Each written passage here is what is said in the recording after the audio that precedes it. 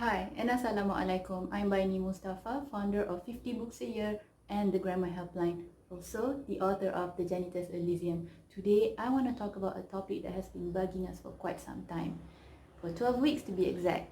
That is, our kids being at home since PKP was announced.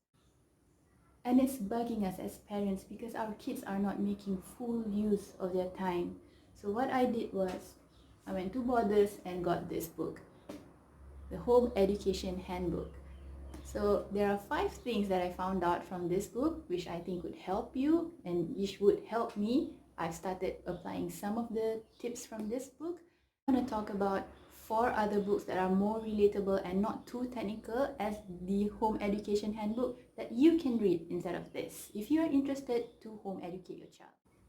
Before I begin with the 5 essentials that I pick up from this book, I just want to touch that there are some salient points from this book that are related to other books. For example, surprise, surprise, surprise, there is an article in this HBR which is Managing Oneself that encapsulates the entirety of one point from this book, because in reality, how can one effectively learn by him or herself without knowing how to manage oneself? So I think by pursuing home education during PKP, you're teaching your child how to manage themselves, which is good. Another book that I can say relates to home education is Brian Grazer's A Curious Mind. Brian Grazer is a Hollywood producer. He produced The Beautiful Mind, 24, 8 Mile, among others.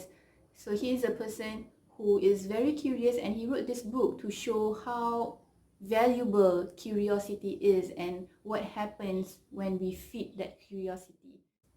And one of the good things about home education is that we have the chance to feed our kids' curiosity and develop their interests. Another book that I would say relate to home education that you can read is Toto-chan. This is a classic. It's about the author's experience with her schooling in Tomoe that is not really conventional, because usually we would have some stretches of subjects that is being taught throughout the schooling day, but in Tomoe what they have is a list of questions or problems for the kids to solve before the schooling ends, and they would need to experiment and learn their way on how to find the answers. Approach, one person wouldn't just become a student but would become a lifelong learner, and that's what we want to achieve from home education. Another book that I don't have right now in my hands, I don't know where it is, it's somewhere in the house, is by Adam Grant, Originals, which is a book that teaches people how to think differently. And from home education, we have the freedom to give our kids the ability to think. In home education lies in the freedom we can give to our kids to learn their way with how they think, because a formal schooling would be bound by a long list of rules and focuses more on obedience rather than the learning process of each individual. So that is one of the benefits about home education. Now I will start talking about this book. So I found that there are 5 things that we need to know if we intend to home educate our child during PKP. Firstly, let's take a deep breath. First and foremost, we must know why we want to home educate our children. One of the benefits, as I mentioned before, is the freedom we give to our children to think their way and find their own learning process. The benefit of home education is if you have any intention of developing your kids' talent, let's say art or music, so this is the right time to do it on top of her formal schooling that we have during PKP. So that's number 1. So that was number 1. Number 2 is to create a conducive learning environment.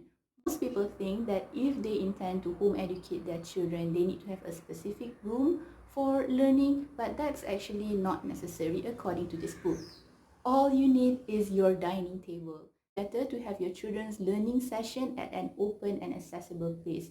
What the kids need to do is to bring their bag or have a trolley where they put their school supplies, and to wheel it over to the dining table and to wheel it out at the end of the learning day. So it's that simple. There's no need for a special room or a special table, and the authors don't even encourage learning at their private bedrooms because it is important to disassociate learning and relaxation and sleeping.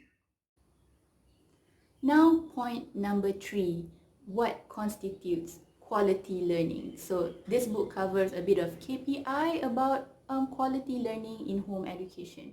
What you need to do as a home educator is to gauge your children's learning KPI, which follows the Bloom's taxonomy. It is a widely used tool to create critical thinking in children. There are 6 aspects to the Bloom's taxonomy. Number 1 is to know. Number 2 is to understand. Number 3 is to apply.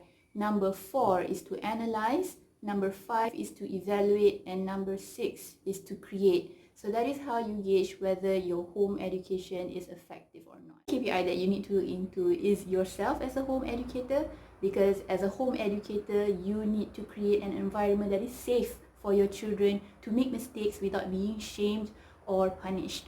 And that is really important. The KPI that is on us as a home educator is to see if we have created an avenue of learning for our children. It's not really about achieving the learning targets, but really it is about developing self-learning in our children. 4 is social skills. It is really important that the home educator revisit this topic with the children often. Skills. Face it, since PKP, our kids have not been meeting that many kids to have feedback about their behavior. So what we need to do as a home educator is to revisit this topic often with our home educated children. And one of the easy ways to teach our kids about social skills is to provide them with books that has moral values. An important point number 5 is how to maintain your cool as a home educator. First and foremost is to reach out to others, because if you have another person who understands and who could relate and validate your struggles as a home educator, you create a strong bond with that person. If not, you found a solution to your problem.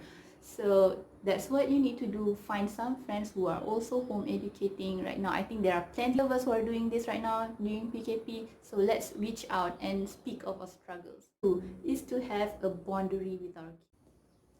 And this goes to the extent of creating a physical limit with our children. For example, we need to tell them that they are not to enter our room. This would create an awareness with our kids that they cannot be with us at all times. This is something that is highlighted in this, because children who are home educated can get a bit clingy to their home educators who are with them all the time. So who's blaming them? But we as adults, the home educators, need to set that boundary.